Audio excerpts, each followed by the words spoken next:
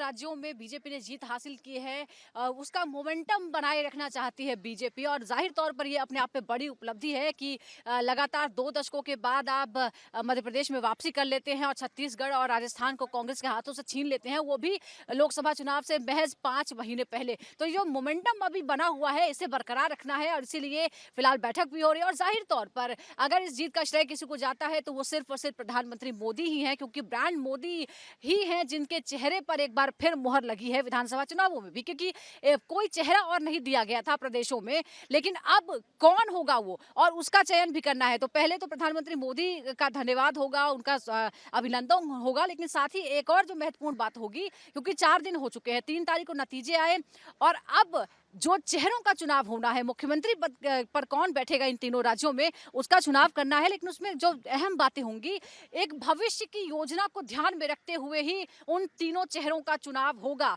जीते हुए सांसदों का इस्तीफा भी दिलवा दिया गया है, तो इससे ये कयास जो है वो और मजबूत हो गए हैं कि शायद कोई नया चेहरा यहाँ पर हो सकता है। लेकिन उसमें भविष्य देखना जरूरी है। आगे 2 दशकों की राजनीति को ध्यान में रखकर ही उनका चुनाव होगा। हो सकता है कि वो युवा चेहरे हों, पहली बार के भी हों, युवा भी हों, जिनमें इस तरह से इन्वेस्ट किया जाए कि वो आने वाले समय में इन प्रदेशों को खुद संभाल पाएं और भविष्य उसमें देखा जाए। ये भी बातें हैं। इसके अलावा अगर हम इन प्रदेशों की ही बात करें तो लोकसभा चुनावों में भी इसी मोमेंटम को बरकरार रखना है, क्योंकि 60 से ज्यादा सीटें सिर्फ इन 3 प्रदेशों में ही है, इसलिए ये बहुत महत्वपूर्ण है।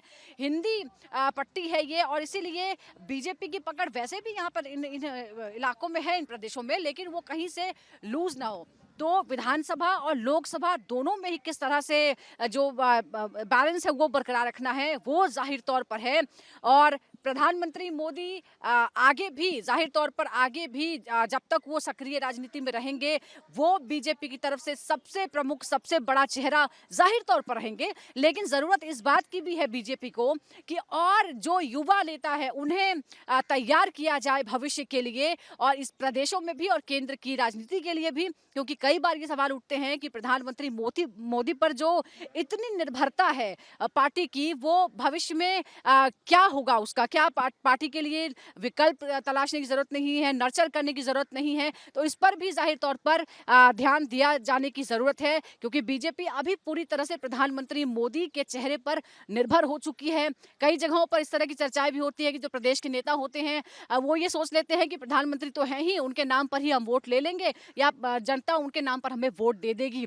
लेकिन इस तरह से जो अलग अलग क्षेत्रों पे दूसरे नेताओं को भी खड़ा करने की जरूरत है, जैसा कि योगी आदित्यनाथ के साथ हुआ है। योगी आदित्यनाथ 2017 के चुनावों से पहले सांसद थे, लेकिन जिस तरह से उन्हें मुख्यमंत्री बनाया गया और फिर जिस तरह से वो सर्वमान्य नेता बन गए, मास लीडर बन गए, तो किस तरह से यूपी को का नियंत्रण वो कर रहे हैं। यूपी मॉडल जो है, योगी मॉडल जो है, वो पूरे देश में अपनाए जाने की बात हो रही है। तो इसी तरह से बहुत सी भविष्य की जो बातें होंगी, योजनाएं होंगे, उसको लेकर भी आज की बैठक बहुत महत्वपूर्ण है।